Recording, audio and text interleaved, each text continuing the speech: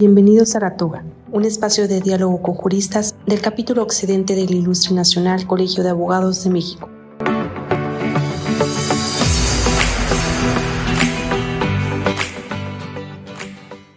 Bienvenidos a La Toga, diálogo con juristas, un programa del Ilustre Nacional Colegio de Abogados de México, producido por el capítulo occidente. Hoy tenemos el privilegio de recibir al maestro en Derecho Rodolfo Guerrero, titular de la Comisión de Legal Tech. ¿Cómo estás, Rodolfo? Qué gusto saludarte. Qué gusto saludarlo, mi querido presidente, a sus órdenes. Un privilegio recibirte, un abogado joven, pero muy dinámico y con una gran experiencia ya, egresado en el 2018. ¿En dónde estudiaste, Rodolfo? Tuve el placer de estudiar en la Universidad de Guadalajara, la Benemérita Universidad de Guadalajara, orgullosamente León Negro, en el Centro Universitario de Ciencias Sociales y Humanidades, en el CUSH, y tener también el reconocimiento de su ubicación geográfica, que era la normal, actualmente sí, es claro, Belénes, claro. Pero con una gran satisfacción por los profesores que tuve incluso como mentores posteriormente en mi ejercicio profesional. Ya posteriormente, como bien ha enfatizado mi querido presidente, estudié la maestría también del propio CUSH, con una locación particular de la universidad más cercana, Jardines del Country, cercano a la normal ciertamente, y ahí me especialicé en una maestría que fuera enfocada al derecho constitucional y administrativo, enfocada en esos dos temas tan ricos para mí, me apasionan mucho, los vivo constantemente, especialmente por los ejercicios que bien ha mencionado que tengo la distinción de representar desde hace ya varios años a la fecha en la Comisión de Legal Tech, en donde hago esa simbiosis entre el derecho y las tecnologías de la información y comunicación. Y sin lugar a dudas, el tema que estudié como maestría con orientación en constitucional y administrativo es fundamental. Sí, claro. Oye, Rodolfo, y además tuviste inquietudes políticas, contendiste para presidente de... No recuerdo si de la generación o del comité estudiantil de la facultad, ¿no? Sí, de la división.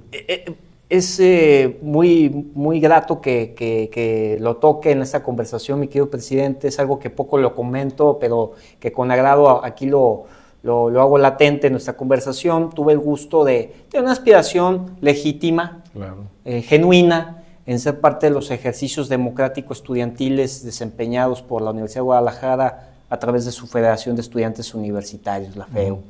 Ahí, por cierto, creo que un dato relevante, interesante en todo esto es cómo cuando yo me registro prácticamente a un semestre de terminar la carrera de abogado, en ser el candidato que tiene un promedio de 100 en registrarse para ser presidente de la sociedad de alumnos de la carrera de abogado. Bueno, el perfil generalmente no eran de estudiantes propiamente brillantes, por lo menos en el estudio, ¿no? Sí, y eso me lo hizo notar el entonces presidente de la federación, conocido popularmente como Chuy Medina, que me decía, Rodolfo, qué novedad verte registrándote normalmente, pues que yo sé que tienes buen promedio. Sí, le dije, tengo 100 de promedio. Me dice, es que normalmente esto no sucede, y menos en derecho que se haya registrado a alguien así, por lo menos de lo que él tenía conocimiento. Me dio mucho gusto, participamos. Y luego fuiste de una planilla que podríamos decir opositora a la que ganaba. Sí, opositora. ¿Te gusta la oposición? Bueno, es algo sano dentro de la democracia, hoy lo vivimos a nivel nacional, la alternancia propio de reconocer por parte de una población que cada vez se necesita más pues la educación, la información cierta, fidedigna, para que se fortalezca nuevas opciones, o sea, y se castiga a quien hizo malas cosas, ¿no? Eres amigo de la democracia deliberativa ahora que hay quien la niega, ¿no? Por supuesto que sí, y negar la democracia deliberativa también es negar la democracia misma. La democracia misma y la constitución de nuestro país. Claro. Oye, Rodolfo, pero tú eres sinónimo de un dominio y de una pasión por la tecnología, por la justicia digital, por la inteligencia artificial. Platícanos eso que ya muchos conocen de ti porque estás muy activo en distintas universidades, países que te invitan a presentarte como ponente, como docente, y en tus redes pues eres ya muy conocido, pero quisiera que nos platicaras de ese Rodolfo. Con mucho gusto. Bueno, comenzamos al día de hoy, 2024, prácticamente cumpliendo 7 años de participar en estos temas de forma apasionada, constante, permanente con el derecho de las TIC propiamente. Sigo esa línea de investigación en la actualidad. Inicio hace 7 años aproximadamente con mi incursión seria en el tema de protección de datos personales. ¿Cómo llegas? ¿Cómo es esa incursión? Es muy interesante porque, como bien sabe mi querido presidente, en mi etapa de estudiante de licenciatura, yo era muy enfocado en hacer proyectos extracurriculares y justamente en esos proyectos extracurriculares hago conversatorios y uno de esos conversatorios me llevó a reconocer y a tener diálogo, involucramiento con autoridades del ITEI, de la Universidad de Guadalajara en el tema de tecnologías de la información y comunicación, incluso teniendo como ponente a la comisionada entonces del ITEI, Cintia Cantero Pacheco, a alguien que mandó en ese momento porque no pudo acudir presencialmente la entonces y única vicerrectora ejecutiva de la Universidad de Guadalajara, la doctora Carmen Medina Armenta, le mando un gran saludo a la doctora. Ella manda a un representante, León Dávila, del propio Cuerpo de Tecnologías de la Información de ese momento en la Universidad de Guadalajara. Me apasiona mucho el tema. Originalmente fue con capacitaciones del ITEI que a mí me va gustando mucho el tema, pero tal vez el origen de todo esto va más atrás y sea a partir de la lectura que tuve desde un joven de educación básica en la escuela secundaria. ¿Dónde? ¿En qué secundaria estuviste? Bueno, yo estuve en un colegio de franciscanas. Ah, mira. De franciscanas durante 3 años, en el periodo preciso de la secundaria, y ahí es cuando yo me apasiono por una lectura que entonces mi mamá tuvo que leer, porque en esa época mi mamá era estudiante de doctorado y tuvo como maestros grandes juristas como el doctor Julio Alejandro Telles Valdés, conocido por muchos como el padre del derecho informático en México, mi padrino, mi mentor en estos temas, siempre me gusta reconocerlo públicamente, y en ese sentido compra la obra de Derecho Informático, su obra icónica del doctor Julio. Me pongo a leerla desde esos entonces, me apasiono, me llamó la atención figuras de gobierno electrónico, de protección de datos, transferencias de los datos internacionales. Se me hacía muy nuevo todo ese tema. Ciertamente había muchas cosas que en ese momento no terminaba de entender. Conforme pasó el tiempo y en la carrera me fui involucrando con los temas de protección de datos, hizo más sentido. Yo ya tenía la espina de haber estudiado ingenierías, de hecho, antes de haber seleccionado derecho. Pero el ejemplo arrastra, porque yo del lado de mi papá, el maestro Rodolfo Guerrero Parra, pues vengo de ser 4ª generación en el tema de la abogacía, desde mi bisabuelo, Salvador Guerrero, hasta en la actualidad, en donde, bueno, pues el derecho lo selecciono, nadie me obligó, pero con el tiempo vi que podía incursionar e integrar las tecnologías en todo esto, y decir que ciertamente sí se puede pues apasionarte de tu carrera y además integrar cosas que tú pensabas que eran imposibles. Es decir, generamos nuevos escenarios y muchos nuevos paradigmas.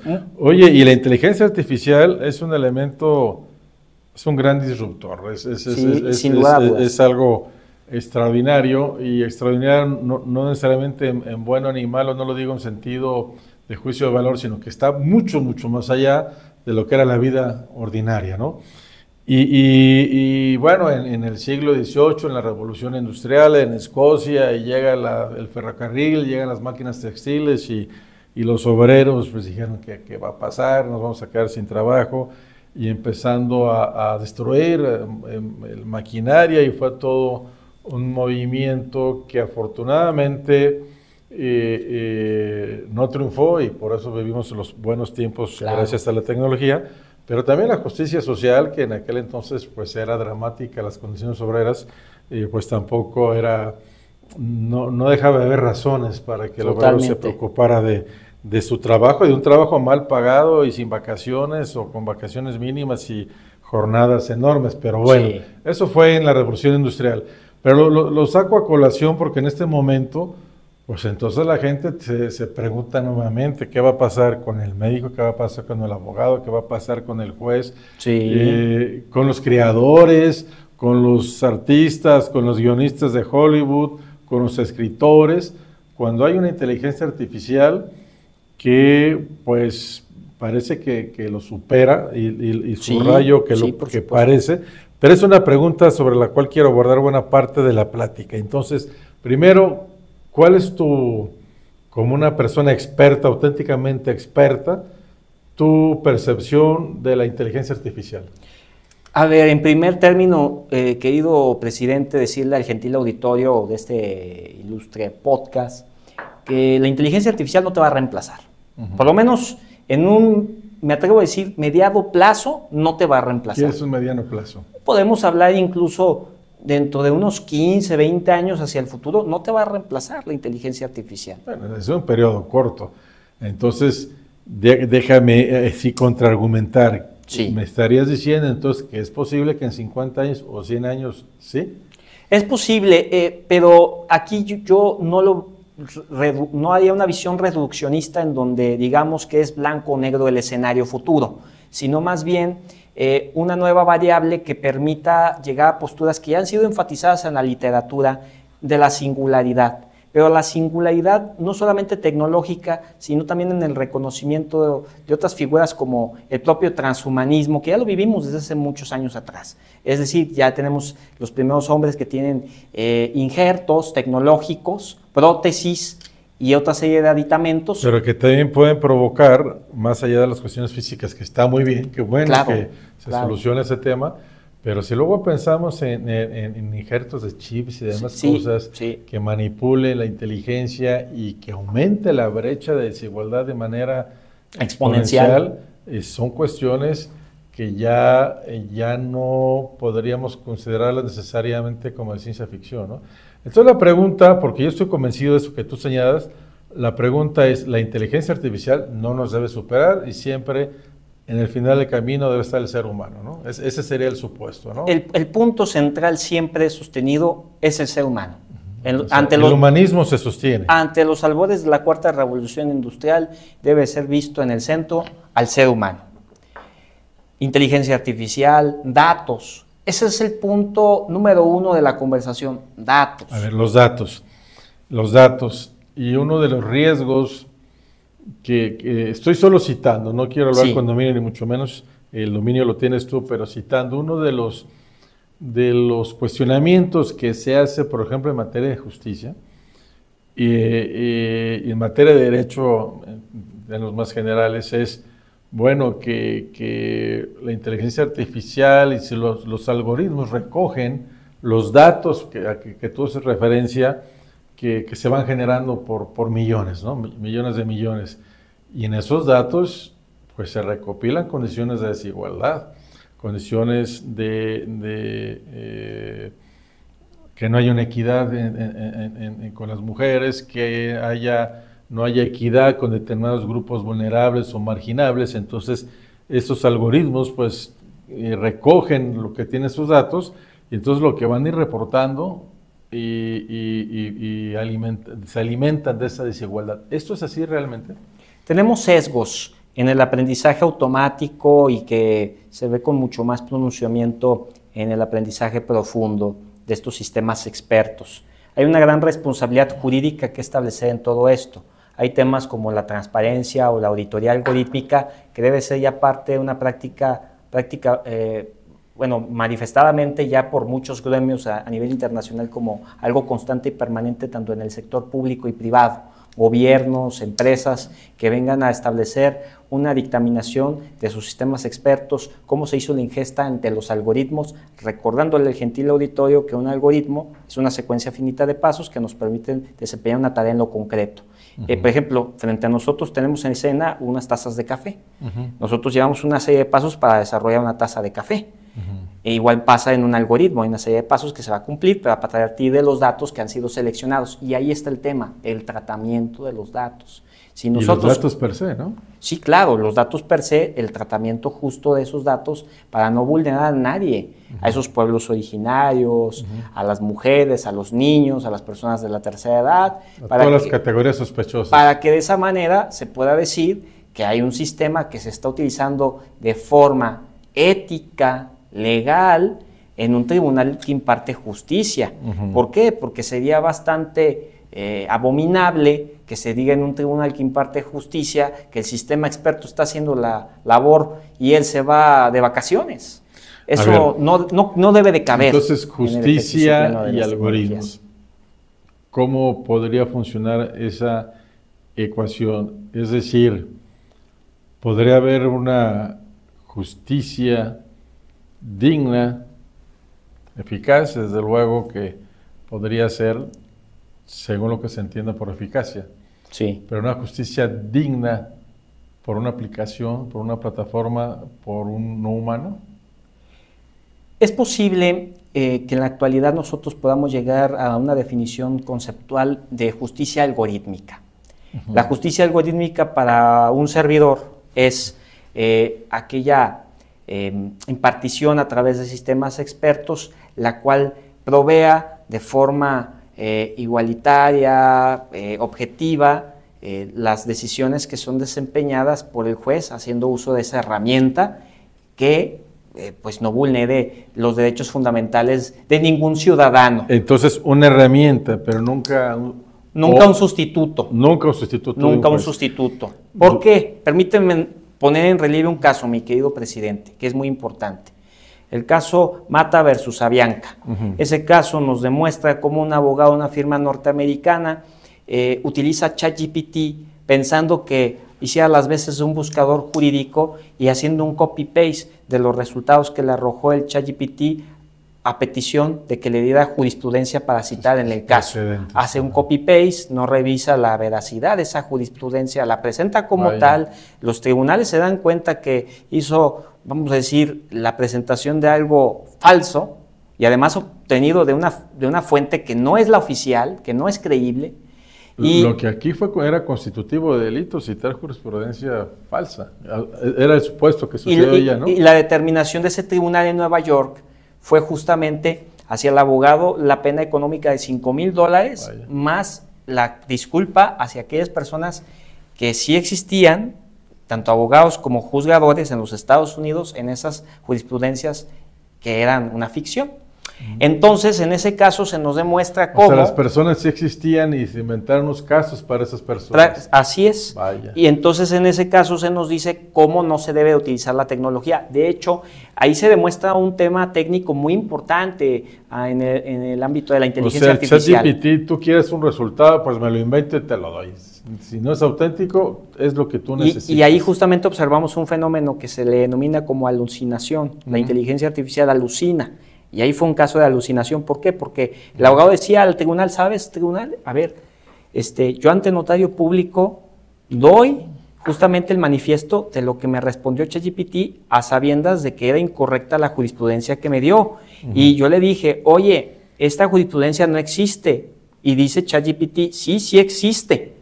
Y todo eso ante notario público para decirle al tribunal, está bien, reconozco mi error, pero también la tecnología me está diciendo por más de lo que yo le argumente que es cierto. A ver, Rodolfo, entonces hablaste de una multa, de una disculpa. De un deber de disculpa del abogado. Del abogado. ¿Y qué pasa con ChatGPT?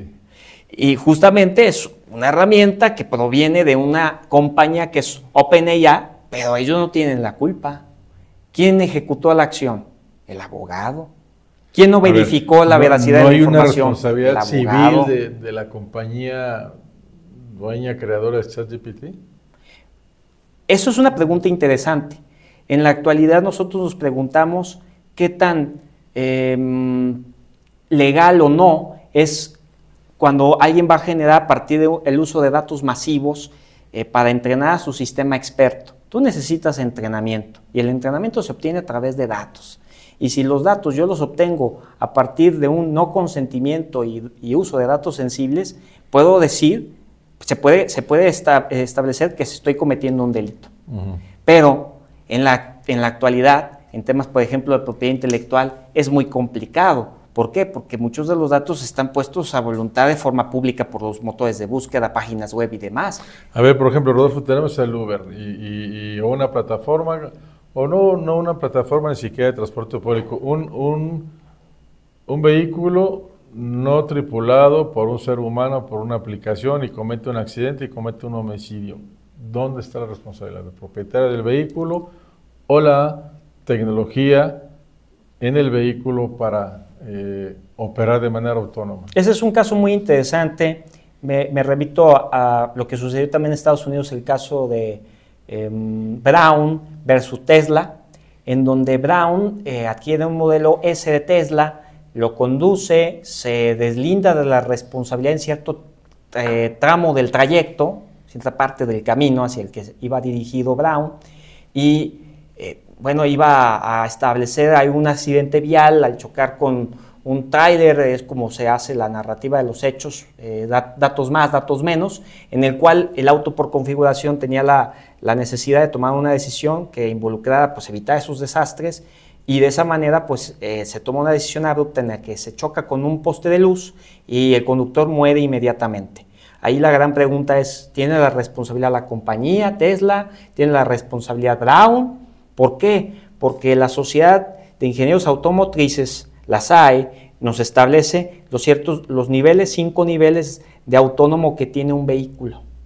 Y ese vehículo estaba en un nivel en el cual se demanda que el conductor, en este caso Brown, estuviera atento, lo cual no estuvo. Por tanto, se presume una concurrencia de responsabilidad. Una concurrencia de responsabilidad. Pero al final, ante la falta también de criterios que puedan ser tomados por el operador del derecho, presumo yo, el Tesla no se va bajo ninguna responsabilidad a pagar ningún monto económico. Y en este caso, Brown, con esa concurrencia de responsabilidad, pues simplemente queda la lección de lo que debe de hacerse cuando se adquiere un carro de estas características, un automóvil de estas características, pero además lo que es una lección para todos, que presumimos decir que tenemos buen nivel adquisitivo para comprar tecnología, pero que no nos comprometemos a leer las letras pequeñas. Y después decimos, no, la compañía debe de ser penalizada, pero no has leído, ahí se dice que tú tienes corresponsabilidad. Entonces, sí, es cierto, debemos de robustecer y esclarecer el nivel de responsabilidad de las industrias y sus productos. Eso es una realidad. Pero también tenemos que establecer la supervisión humana como un principio fundamental en el cual la persona se cerciore de que la herramienta es una herramienta a partir de que él siempre hace una relación afortunada en el uso de la misma. Pero lo humano siempre en el centro debe estar. Siempre en el centro. Lo demás es para servicio de la humanidad. Siempre en el centro. Y es el caso del Tribunal Constitucional alemán, donde un conductor es multado por una fotoinfracción, diríamos aquí, sí. porque se pasó un alto, y entonces él alegó que pues, no debería ser así, porque no podría ser multado, sancionado, porque va en contra de su dignidad. Claro. Que una máquina, que es un aparato, lo esté sancionando. Digo, de esos argumentos que nos parecen pues, tan superados y tan comunes, pero pues fue todo un tema que filosóficamente, desde el punto de vista de la dignidad, fue suficiente para que el Tribunal Constitucional lo estudiara. Sí. Y al final el camino dijo, pues sí, sí es cierto, sí es una máquina, sí está programada, las máquinas no tienen dignidad, pero quien está atrás de la máquina, quien la implementó, quien la organizó, quien le ordena, quien la prepara, es un ser humano, así que no es una máquina contra la dignidad de una persona, sino siempre es una relación, al fin y al cabo, entre personas. Pero es un tema, pues, de dignidad. Y hablabas de justicia y datos. Sí. Ronald Dworkin, en Los Derechos en Serio, hace referencia a, bueno, ya saben, los casos difíciles, algunos que tienen que ver con supuestos de responsabilidad. Sí. Y hace referencia o imagina un juez Hércules, el famoso juez Hércules, sí, cómo no, que puede resolver todos estos casos difíciles, estos casos frontera, diría Atienza, estos casos críticos, estos conflictos que no tienen una solución por lo menos clara, pero que según Ronald Dworkin tiene una única respuesta correcta, que es parte de las críticas a su obra, y críticas, digamos, en el sentido analítico de su obra, y bueno, es Ronald Dworkin, ese que puede encontrar la única respuesta correcta. ¿Quiere decir que estos algoritmos podrían llegar a ser ese juez Hércules al que hace referencia Ronald Dworkin? Es posible que pueda ayudar a tener un alcance prometedor ante las demandas del justiciable en la actualidad. Oye, las demandas, perdón que te interrumpa, las demandas justiciables.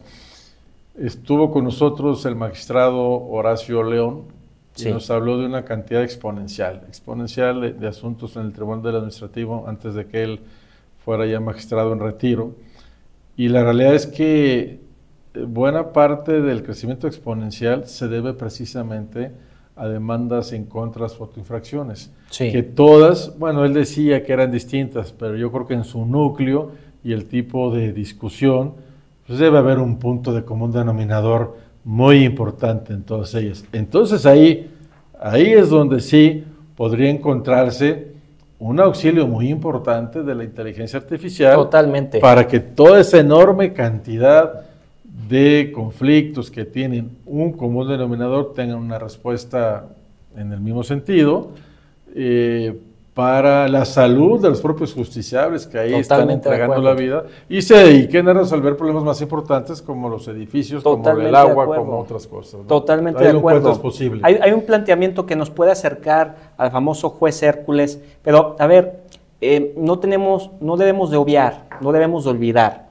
que estas posturas de la simbiosis afortunada entre el derecho y las tecnologías han sido planteadas desde el siglo pasado por Norbert Wiener, a partir de su obra Cibernética y Sociedad.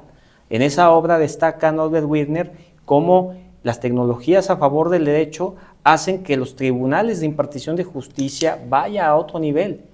Alguien que no fue esencialmente abogado da las bases para que posteriormente, a la par, en el 1949 fue trabajado un término muy propio de esta conversación que es la jurimetría de Lili Bonger, y que él particularmente acuña este término, y la jurimetría significa cómo a partir de los datos que son obtenidos por los tribunales de impartición de justicia impactan favorablemente no solamente a quien es operador del derecho, sino también al justiciable en todo el ámbito que representa la sociedad en sí. Pero fíjate, Rodolfo, estás hablando de tecnología y derecho. Y por otra parte estamos en la época, personalmente lo creo, muy afortunada de la oralidad. Y la oralidad exige una presencia que no importa que sea remota, yo no tengo ningún problema en plataformas. En una plataforma, pero al fin y al cabo es cara a cara, claro. No hay nada como que sea presencial, claro. Físicamente presencial, claro. Pero la pandemia nos demostró las bondades de la tecnología para que la tutela judicial ya no estuviera suspendida, porque estuvo suspendida por la Suprema Corte, por el presidente Saldívar y el Poder Judicial, cerraron los tribunales, los juicios de amparo, y solo pudo ser factible a través de aquellos juicios que decían que eran que comprometían la libertad, y lo demás pues vete a la justicia, al tribunal, a esta plataforma del Poder Judicial que ha sido el portal de servicios en línea que ha sido muy afortunado, y entonces entramos por necesidad y nos quedamos encantados con el portal, y además empezaron a desahogarse audiencias en línea, porque si no, pues estábamos todos como intocables, entonces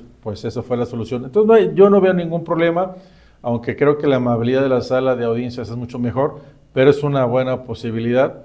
Pero el tema es, estamos frente al juez, lo humano, la interacción. Hay jueces que no creen en aquello de que viéndote a los ojos, viéndote cómo reaccionas, cómo hablas, pueden valorar. Pues es una percepción, al fin y al cabo es un razonamiento probatorio, es una perspectiva de un juez que habrá que estudiarlo, no podrán ser todos iguales, pero sí puedo decir como postulante que cuando estamos frente a un juez en una audiencia y tú estás hablando, queriéndolo convencer, y el juez no te ve, llega un momento que quieres parar a que te voltee a ver, porque sí, realmente si lo tienes ahí, sí quieres tener la certeza que te está escuchando. El punto, Rodolfo, es que estamos en una cuestión muy humana en la oralidad, pero paralelamente pues estamos hablando de cuestiones en otro perfil, en otro ámbito de la tecnología. Sí, hay un punto que viene a englobar muy bien los planteamientos que has hecho recién, querido presidente, y algunos otros que también he emitido con tus anteriores preguntas y cuestionamientos. El tema predictivo. Lo que recién comentaba yo de la jurimetría previo a estos planteamientos tan afortunados que acabas de compartir es que precisamente la información es poder, nos ayuda a tomar decisiones. La lectura es parte de eso, indudablemente. Nosotros en la actualidad a favor de la jurimetría, específicamente con planteamientos recientes que se han hecho en países como España, se presume que la jurimetría está en diferentes sectores y ámbitos particulares, como lo que es el magistrado, el abogado postulante, el organismo público, el magistrado y muchos otros más, el juez propiamente. Y a partir de esos ámbitos específicos de jurimetría hecho a la medida, nosotros ¿qué hacemos? Un favorecimiento a la interpretación que va a hacer el juez, que va a ser el abogado postulante, que no le hagan perder el tiempo al ciudadano, ni dinero, es lo que se plantea, no el que elimines la oralidad, y menos porque el factor primigenio para decir de una vez por todas que el derecho sí es una ciencia en primer término y que es una ciencia predictiva, es desde el derecho romano. Porque ¿qué se establecía? Que fuera el tema de la oralidad para que justamente pudiéramos predecir actos futuros. Claro, y fíjate, qué bien lo señalas, el derecho romano. Por eso cuando la gente dice, el sistema tradicional, estamos abandonando el sistema tradicional, este sistema escrito que ya no daba para más, a ver, no, eso no es cierto. El sistema tradicional en la Roma era un sistema oral, más bien que duró muchos años, pues fue injerto por el tema germánico y demás, pero el tradicional, la auténtica justicia romana era oral. Y precisamente yo establezco que en la actualidad existen muchos opinólogos, hablan de todo y no saben de nada. En la actualidad necesitamos nosotros especialización seria, comprometida, objetiva, neutra, que nos permita llegar a una suerte de la verdad, que es muy complejo, porque hoy existen paradojas en estos temas que hemos establecido en nuestra conversación, querido presidente, entre la paradoja de la verdad y la transparencia y la verdad. No todo lo que es transparente es cierto. Y la verdad como correspondencia, porque claro, los hechos son uno, la descripción que tú des, no lo estoy diciendo como imponiendo esta opinión, pero sí, siguiendo precisamente, por ejemplo, a Tarufo y a Jordi Ferrer, sí. Los hechos son objetivos, esos no dependen de tu opinión, de mi opinión. Lo que no es absoluto es la descripción o la interpretación de los hechos. El actor hace una descripción de los hechos, yo hago otra descripción, pero los hechos son tal cuales. Y el reto es, pues por eso esa posesión de Tarufo de verdad y proceso, pues de que llegue la correcta descripción y prueba de esos hechos al juez, ¿no? Y justamente acá impera lo mismo, el razonamiento, si extrapolamos esos conceptos y los aplicamos acá, esa paradoja se disuelve, por así decirlo, cuando nosotros identificamos plenamente que existió un análisis de todo aquello que hizo el algoritmo, desde adentro a afuera, y sí es cierto, la transparencia nos ayuda a evidenciar ciertas cosas, pero ¿qué pasa si yo no digo la verdad? Yo te di lo que quise dar a conocer, nada más. Claro. Si yo me pongo a estudiar lo interno, ya entonces descubro que existe otra verdad, que también es cierta, pero existirá siempre un sesgo, que integrando muy bien todos esos elementos y factores me permitirán llegar a lo más oportuno y al estado original de las cosas. Oye, Rodolfo, platícanos de estos contratos inteligentes autoejecutables. Los smart contracts, consecuencia de la bondad de aquellos trabajos establecidos por el abogado y criptógrafo Nick Szabo, con el tema de su búsqueda de generar esto, dio con la premisa mayor, tecnología descentralizada, blockchain, un registro mayor de contabilidad digital, descentralizado, que persigue justamente el involucramiento de las personas sobre las acciones de forma pública, inmutable, irrectificable, imborrable. Seguridad total. Y es algo que se pretende establecer dentro de la premisa mayor que es blockchain para la administración de justicia, para la administración pública, decirle a las personas, no, la rendición de cuentas es la rendición de cuentas. Se acabó con lo que yo quiero dar a conocer. La verdad es la verdad. Ahora, si es un tema mucho más íntimo, mucho más privado, hay diferentes tipos de configuraciones de esa cadena de bloque, que puede ser una configuración privada, híbrida, federada. Al final, el Estado mexicano ya puso un punto hacia adelante, un paso hacia adelante al haber definido cadena de bloque en el artículo 2º, fracción 7ª del Código Nacional de Procedimientos Civiles y Familiares. Ya no hay vuelta atrás. Ahora, a partir también... Bueno, hasta el propio metaverso está ahí definido también. En el propio artículo 2. Y la Ley General de Mecanismos Alternativos de Solución de Controversias, de conflictos, nos establece ¿qué? Nos establece los contratos inteligentes dentro de todo esto y va concatenado también a su vez con el concepto de cadena de bloques que ya está en el Código Nacional.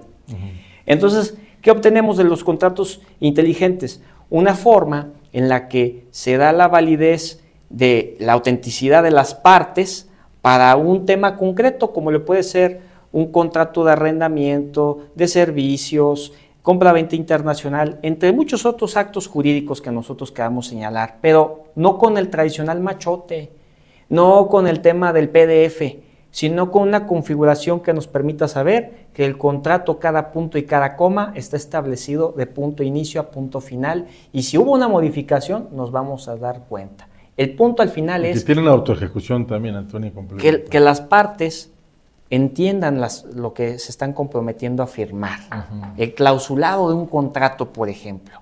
Y que a partir de eso, la firma también sea un factor diferenciador de ese propio contrato inteligente. Una firma digital, a partir incluso de tu propia biometría. Eso no es peligroso en la medida que se haga bien el uso del encriptamiento, de aquellas técnicas criptográficas, de aquella clave privada que permite que solamente el que está involucrado como una de las partes que firman conozca la esencia misma de sus datos. Nada más. Oye, Rodolfo, regresando rápidamente un segundo a tu cuestión electoral. Sí. Para irnos unos años después de tu aventura electoral, pero quiero meterme el tema electoral. Inteligencia artificial, algoritmos y elecciones.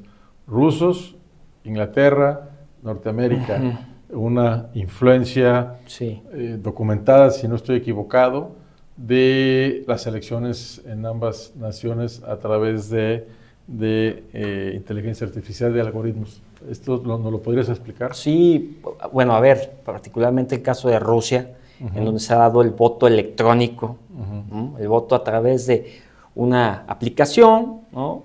Directamente el propio presidente reelecto, Vladimir Putin, se dio a conocer el mecanismo con mucha dificultad, ¿no? y sería dado a conocer ese sistema si México realmente ejecutara lo que ya tiene, que son sus urnas electrónicas, que no es lo mismo, pero que podía concatenar con lo que ya tiene este reconocimiento de la tecnología que recién hablábamos, cadena de bloques y demás, para que hoy no exista todo ese gasto, movilización humana impresionante que se está haciendo. Pero vamos, Rodolfo, vamos más hacia el tema de influir en el elector a través de los bots y crear en determinadas regiones norteamericanas, inglesas, un estado de ánimo para decir, voy por Trump. Hay dos temas bien importantes en esto que me mencionas, mi querido presidente. Una parte es eficientar el tema de la democracia 4.0 a través de cadena de bloques.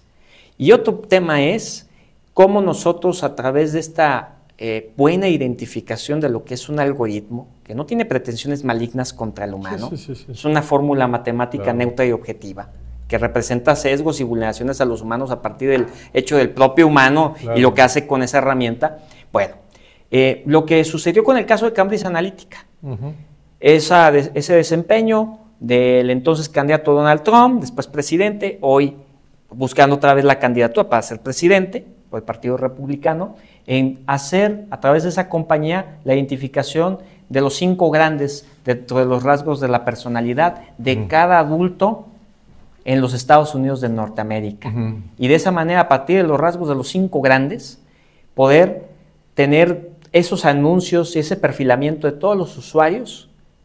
Y no hay forma de penalizar la compañía porque no hay rastro que seguir, no hay nada y a qué culpar más que, en este caso, a la compañía netamente, pero más allá de lo que se hizo, es totalmente desconocido para todos. Pero lo que nos debe quedar claro entonces es que eso que mencionaba hace, o al inicio de nuestra conversación, a mediados de la misma, de transparencia algorítmica, de autoridad algorítmica, deben de ser parte de las obligaciones que establezca ya cualquier administración de justicia, administración pública de un país. Pero vamos, hay una manipulación del elector a través de... Una manipulación del elector a través del uso de las redes sociales digitales. En ese momento lo ¿encuentras vicios de manipulación en el proceso electoral mexicano? Estamos encontrando desinformación, estamos encontrando bots. Desde la elección en el año 2012 se presumía ya de los primeros bots en una elección mexicana. Incluso hasta las propias encuestas, en el 2018 también. Un arma una estrategia. Y en este 2024 evidentemente estamos encontrando desde las propias encuestas una estrategia de manipulación. ¿Qué sentido tiene? Que evidentemente tienes tú la obligación, más del derecho, la obligación de votar por quien será tu próximo gobernador, diputado, senador, presidente de la República, y que ya no lo hagas porque se supone que ya está la favorita o el favorito. Claro. Entonces, no me hace sentido. Lo que sí es una realidad es que hace falta una sanción, penalización y una serie de obligaciones estrictas que hagan posible la claridad del uso de las tecnologías. ¿Por qué? Porque hoy, ante esa gran incertidumbre jurídica, esas grandes lagunas de oscuridad, pues tenemos que ellos hagan lo que quieran con estos métodos de manipulación. No lo vamos a acabar, eso es una realidad. Yo quiero irme un poco más allá. Tenemos que establecer la base fundamental para replantear una sociedad como la mexicana, que es cultura digital. Y eso no se construye en 6, 12 o 18 años. Tarda, pero dentro de sus efectos positivos, fundamentales, tendrá la educación digital. Hoy necesitamos un país educado digitalmente. Rodolfo, ¿en qué año naciste? Pues datos personales, mi querido presidente. Bueno, ¿cuántos años tienes? O sea, ¿de qué época eres? Este año cumpliré, Dios mediante, 29 años. Joven, muy joven. 29 años. Soy del 95. Soy del 95. 95. La pregunta es por esto, saliéndonos un poco del tema que te apasiona tanto, pero también tu maestría fue sobre Derecho Constitucional. Sí. Y ahora déjame salirme un tanto y lo metes en el momento que tú creas que corresponde, pero quiero irme a un tema constitucional y quiero irme a un tema histórico, un tema electoral. Desde luego que no haré preguntas sobre tus preferencias políticas, ni mucho menos, pero sí es importante, me interesa mucho conocer tu visión del proceso electoral y tu visión del país. La pregunta es por esto. Bueno, tu papá y yo somos compañeros en la Academia de la Universidad de Guadalajara, somos contemporáneos, pero vivimos una etapa de un partido de 70 años en el poder. Así es. Un partido donde el total del Senado, y todavía hasta los 70, hasta antes de la reforma política de Reyes Heroles, el total o casi totalidad del Congreso, de la Cámara de Diputados era del mismo partido. Todos los gobernadores, todos los regidores, todos los diputados locales, todo. Y si habría un porcentaje mínimo, ni siquiera podríamos llamarlo porcentaje, 1 o 2 personas que militaban en otro partido, el Partido Comunista en un tiempo proscrito. Y bueno, fue avanzando poco a poco, primero con la reforma política de los diputados de partido, los de representación proporcional, y luego algunas gobernaturas que empezó a ganar Acción Nacional, y luego el Frente con Cárdenas y Muñoz Ledo, y luego vino la alternancia en el 2000 que creíamos, nuestra generación, que no nos iba a tocar ver. Ahora estábamos tan tan acostumbrados a esa dictadura perfecta de que citaba Vargas Llosa. Bueno, tampoco nos imaginábamos la caída del muro de Berlín. Claro. Tú no habías nacido todavía, pero era algo... Es verdad. Así era el mundo dividido. Es verdad. Y mucho menos que la Unión de Repúblicas Socialistas Soviéticas desapareciera. No, Rusia, la URSS. Sí. Y bueno, para nosotros ese cambio del 2000 pues fue extraordinario, no tanto el tema del partido que llegó o el presidente que llegó, sino el hecho de la alternancia que no la veíamos. Y bueno, continuó el mismo partido, después regresó el PRI y ahora está otro partido. Sí. Pero el tema electoral lo valoramos desde esa perspectiva de una historia que vivimos en infancia y en adolescencia de un poder monolítico. Pero tu generación no. Entonces quisiera preguntarte, tú como una persona ilustrada, ¿cómo ves ese tema? El joven Rodolfo, pero también tu generación. ¿Cuál es la forma de observar este proceso político, la forma de observar la importancia o el papel de la Suprema Corte, porque antes el tema de la independencia judicial pues tampoco la tenemos tan presentes hasta antes del Tribunal Constitucional. Entonces, ¿cuál es tu visión y la visión de tu generación? Considero que parte de la idiosincrasia del mexicano siempre en estos temas ha sido más la pasión que la razón. Pensamos que el tema electoral es como si fuera un partido de fútbol, pero pues no se trata de si me cae bien por cuestiones físicas, meramente superficiales, alguien para votarlo, ¿no? Sí, Cada claro. 3 y 6 años. Eso es una parte esencial con la que quiero aperturar la respuesta a la pregunta que me haces, presidente. Considero que en la actualidad mi generación se divide en varios fragmentos. Por una parte se dice que soy parte, por ejemplo, de la famosa generación millennial, pero también a unos 4 años de distancia están los millennial, los centennial, están los millennial. Oye, está como este tema de la obsolescencia programada de la tecnología, o sea, ya así como los teléfonos se programan para que tengas necesidad de comprarlo en poco tiempo, Sí. pues parece que las generaciones que lo estás llamando, me dices que en pocos meses ya, o poco tiempo, ya hay otra generación. Sí, los que particularmente los centennial, los que nacieron del 2000 hacia adelante. Los que nacimos en el 90 y tantos somos millennial. Entonces, a partir de tener en cuenta esas dos generaciones, ya hay una distinción en cómo actúa el joven. Por ejemplo, en la actualidad yo percibo, tal vez con cierta lejanía o no, debido al caso de lo que yo desarrolle como profesor, conferencista o demás, en las universidades, pero algo que es cierto es que no es lo mismo, y tú lo podrás notar también como catedrático, mi querido presidente de la Universidad de Guadalajara, que es que el universitario del cual yo egresé, por ejemplo, en el 2018, ingresé en el 2014, no es el mismo. Antes de la pandemia tuviste la fortuna. No es el mismo que el que ingresa en pandemia y el que sigue estudiando en la actualidad. Sí.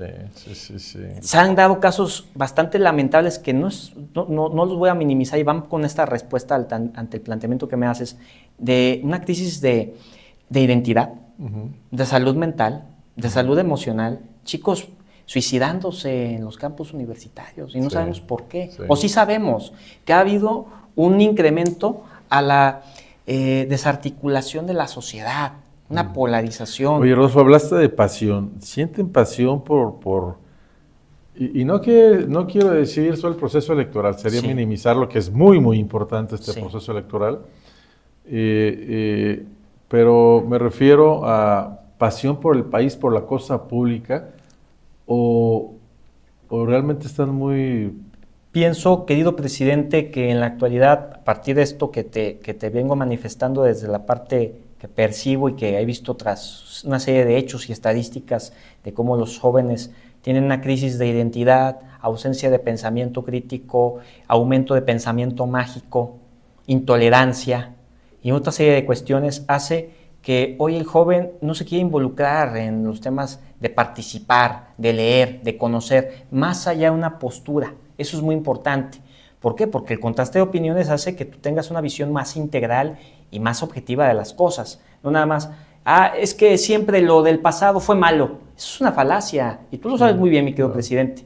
El PRI, aunque haya gobernado 70 años, no fue el mismo PRI. No. Tuvo 3 transformaciones para llegar a su última denominación, que fue Partido Revolucionario Institucional. Y instituciones tan importantes como el Seguro Social. Nunca fue el mismo. Yo hablé de una realidad de un solo partido, pero ciertamente que construyó un sistema educativo, construyó la Seguridad Social con el Instituto Mexicano y hubo cosas positivas, como en temas democráticos pues no era plausible, pero en otros claro que sí.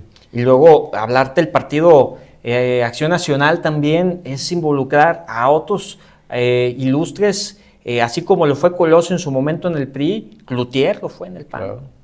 Y los dos asesinados por su cambio y sus ímpetus de hacer las cuestiones diferentes, ¿no? A nivel política nacional.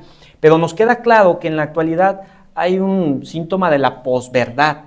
Nosotros nos dicen tantas... En el fondo es que no es verdad. Tantas reiteraciones, una mentira, que asumimos que siempre ha sido así. Claro. Y que se nos infunde de forma desproporcional por los medios digitales y tradicionales términos de fifís, conservadores, aspiracionistas, neoliberales. ¿Qué es eso? ¿De dónde viene? ¿Cuáles son las etimologías de las palabras? ¿Son ocurrencias? ¿Son realidades? Bueno, hoy el joven no lee. Hoy el joven tiene una gran bondad, que yo la utilizo mucho, mi querido presidente, tú también la utilizas mucho, que es el teléfono, toda la información a un clic de distancia. Pero nos hace falta pensamiento crítico para diferenciar lo que es cierto a lo que es falso. Y sobre todo también generarnos posturas propias.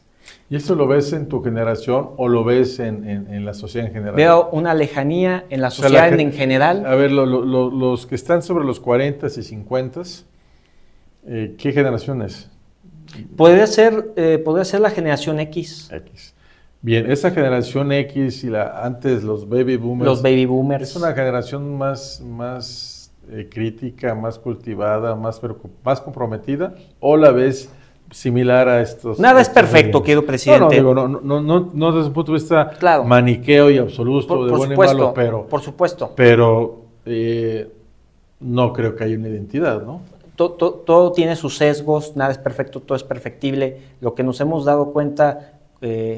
con la noción joven que tengo, para bien o para mal, yo lo veo como algo bien, desde luego. Algo sano, desde luego, porque nos informamos más allá de una sola postura, lo cual es muy importante, es eso, ir eliminando tabús, ir eliminando cosas que con el tiempo ha sido un factor positivo. Pero sí ves una diferencia más allá del tema de edad y de madurez, sino de visión en esas generaciones, porque esta es una generación que nació con la tecnología. Nosotros encontramos la tecnología en la universidad o prácticamente al egresar. ¿Ves un ser humano sustancialmente distinto? Lo que considero es que quien hoy es favorecido por el lugar donde nació, claro que hay un factor de diferenciación con las tecnologías, pero la realidad prácticamente sigue siendo la misma desde hace décadas. Es decir, hay una gran asimetría y desigualdad social. Sí, claro. Por más que se quiera maquillar la realidad, los hechos son contundentes. Claro. Sí, y más en este país que la brecha es terrible. Pongo un caso concreto. Hoy estamos hablando de inteligencia artificial, por ejemplo, pero en muchas localidades a nivel nacional no hay electricidad. No hay computadoras. Si no hay electricidad, menos computadoras. No hay internet. Y es un derecho humano el tema de la banda ancha, en nuestro artículo 6º constitucional. Entonces, mucho menos hablar de inteligencia artificial, y un derecho humano de cadena de bloques. Que si antes se cuestionaba por qué esta oferta y creación de tantos derechos humanos y se decía del Internet. Bueno, pues cuando vino la pandemia, si no fuera un derecho y si no existiera Internet, pues no habría habido servicios educativos, de salud, de tantas cosas. Así que evidentemente sí es un derecho humano. ¿Te apasiona el derecho constitucional? Me apasiona, evidentemente, la propia teoría constitucional. Platicamos del Tribunal Constitucional. ¿Cuál es tu visión del Tribunal Constitucional? Es bien importante en la actualidad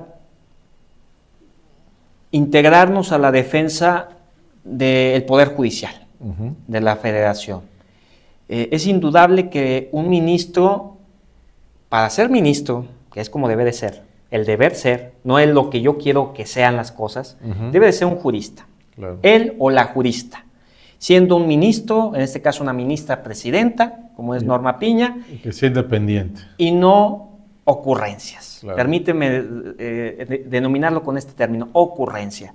Como lo es el caso, y con todo el respeto, pero es cierto, de la ministra Lenia Vázquez. La ministra Lenia se percibe a todas luces un desconocimiento profundo del derecho. Sí, sin ningún mérito, y como en este país, bueno, hay un discurso oficial en contra del mérito, bueno, pues ahí está el resultado. Ahora, esto también va en concatenación con otros temas del debate público, en donde se dice que la ciudadanía elija a quienes sean los operadores del derecho.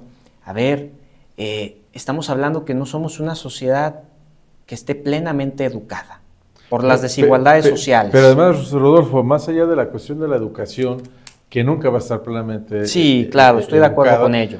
Y pongamos como ejemplo. Es un ideal, sí. Es un ideal, pero por ejemplo, pues la Alemania lastimada por el Pacto de Versalles, sí.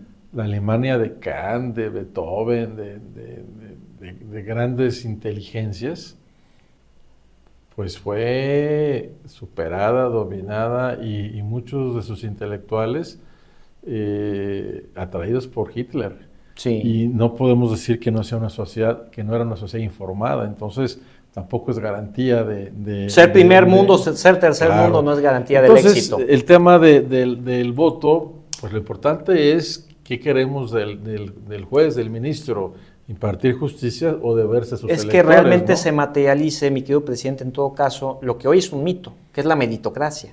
Si tú tienes personas que han hecho carrera judicial, esas personas en todo caso serían las votadas por personas que son profesionistas, que hay que aspirar a eso, a ser un país de clases medias profesionistas, para que de esa manera sí y que haya movilidad haya social, un voto hacia quienes están en el segmento que han hecho carrera judicial, no improvisados. Claro. No personas que, es que soy comerciante toda la vida, mis respetos. Y si eres alguien de fuera, pero no has hecho carrera judicial. Que sean tan grandes claro, tus méritos, claro, que no obstante que no tienes carrera, llegas a refrescar, como fue el caso del ministro José Ramón Cosío o la propia ministra Ríos Fajardo y demás, ¿no? Oye, que están en el medio académico, preparación jurídica, claro, méritos, por supuesto.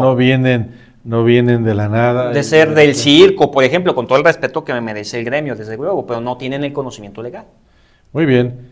En ese sentido del Tribunal Constitucional y que en esas ideas que comparto sobre la elección y sobre la defensa, sobre la importancia del Poder Judicial, que desde luego compartimos e incluso como colegio son parte de los principios que pues en la Junta Menor en México y en la Junta Directiva, claro que entendemos y nos preocupa la relación con el Poder Judicial y robustecer la importancia del Poder Judicial. Ya las críticas que cada quien tenga, determinados fallos, determinadas cosas, pues esto es la dinámica y el diálogo y la experiencia constante judicial, pero como institución estamos convencidos de la importancia del Poder Judicial. De la independencia del Poder Judicial como poder. Pero ya estando de acuerdo con la independencia y con la calidad de quien debe ocupar la meritocracia. Así es, ya estamos de acuerdo y lo damos por sentado, más que dejar a un lado, lo damos por sentado. Sí. La pregunta es la siguiente, y atiendo a algunos cuestionamientos de teóricos del derecho a que hace referencia sobre, y no busco una respuesta de cuestión política, sino más teórica del derecho.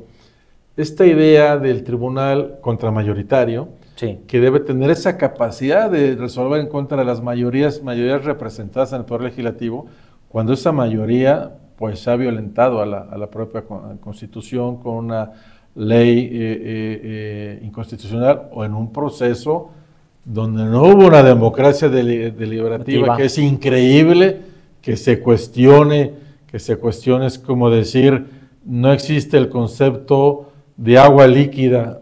Caray, pues entonces, ¿qué es la democracia, no? Si no es deliberación.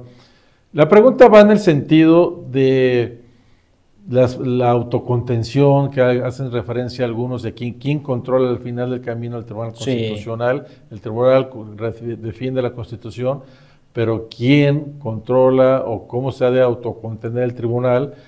Por esos planteamientos de algunos, entre ellos Gargarella, que no es que él está totalmente en contra de la elección de los ministros en proceso electoral, pero sí se pregunta y cuestiona sobre el tema del valor democrático de la decisión de unos cuantos sobre decisiones mayoritarias. No tanto en el sentido de ir o de que no tengan facultades contramayoritarias, sino más bien abonando a un tema de un diálogo, ¿no? de una justicia dialógica, habla él. ¿Cómo ves este tema de que estos 11 ministros, con todos los méritos, con toda la independencia, con toda la carrera, con toda la solidez intelectual, pues tengan estas facultades, y hasta dónde deben llegar estas facultades en un entorno democrático? A ver, es importantísima la pregunta. No deseo tener, evidentemente, una verdad sumamente grande y amplia en ese tema, pero sí un razonamiento que sea modesto, pero útil para quienes nos escuchan. Realmente, en la actualidad tenemos que tener, a partir de una buena deliberación por juristas en nuestra máxima instancia, que es la Suprema Corte de Justicia de la Nación, una buena interpretación que haga el ejemplo para los demás magistrados y jueces que operan en todo el país. que eso que está establecido desde la reforma constitucional del año 2011 sea una realidad cotidiana y no solamente casos particulares porque exista algo de por medio, algo que diferencia a México de América Latina, por ejemplo, políticamente cada 6 años en diferentes sexenios, sino por la razón de lo mismo que hoy es parte de la interpretación de estos derechos humanos, el principio pro persona, el principio pro homine, y justamente yendo en armonía con la convencionalidad, que haga posible que realmente exista en el debate esas bases que hoy necesita, me atrevo a decir, la Suprema Corte para ir al siguiente nivel ante estos fenómenos tecnológicos. Hoy no vamos a poder llegar a eso si no estamos teniendo en cuenta los razonamientos, por ejemplo, de un Robert Alexy, de la fórmula del peso. Vamos a tener que tener esos test de proporcionalidad más constantes y permanentes ahora en los entornos del ciberespacio. ¿Cómo vamos a hacer frente a nuevas figuras que ni siquiera tenemos reconocidas constitucionalmente? Eso también va a ser una labor deliberativa con el legislador. Por eso es tan importante también la compaginación del legislador con el derecho y no solamente que sea alguien en general que desconozca de la vida. ¿Por qué? Porque va justamente una relación virtuosa de lo que va a ser un ministro, pero a partir de eso mismo que está existiendo una evolución constante y permanente en la Constitución. Esas figuras pendientes como la propia ciberseguridad, la herencia digital, el derecho ante las neurotecnologías y muchas otras figuras nuevas que ya son parte de los catálogos de cartas de derechos digitales como la española, la portuguesa, incluso la recientemente emitida por el INAI en México, y que justamente con esas actualizaciones, con esos recursos, los ministros puedan marcar un antes y un después en la impartición de justicia sobre lo que creo está sucediendo en una cantidad bastante considerable ya en el Estado mexicano de indefensión por todos esos casos que hoy se dan producto de las tecnologías. Y no está sucediendo nada que haga una diferenciación a nivel nacional e internacional. Pienso que esos son los grandes retos. Pienso que esas salas de máquinas que alude el gran jurista Gargaela son lo que hoy se debe de desempeñar en una suerte en donde esa división de poderes, pero como el respeto de cada una de las atribuciones de la misma, hace que los perfeccionamientos de la justicia lleguen y lleguen de forma contundente sin importar los cambios que hoy tenemos ante las tecnologías. Muy bien, pues ha sido un placer escucharte, conversar contigo. Es muy motivante cómo presentas todos estos retos de la inteligencia artificial y que pones en el centro, sigues poniendo en el centro a las personas. De la ecuación a las personas. Y déjame concluir diciendo que algo va a estar haciendo bien y muy bien la Universidad de Guadalajara cuando egresan jóvenes abogados como tú. Te felicito. Gracias, presidente. Y muchas gracias por estar en La Toga, Diálogo con Juristas. Presidente, un honor. Muchas gracias a todos ustedes. Nos vemos en el siguiente programa, La Toga, Diálogo con Juristas.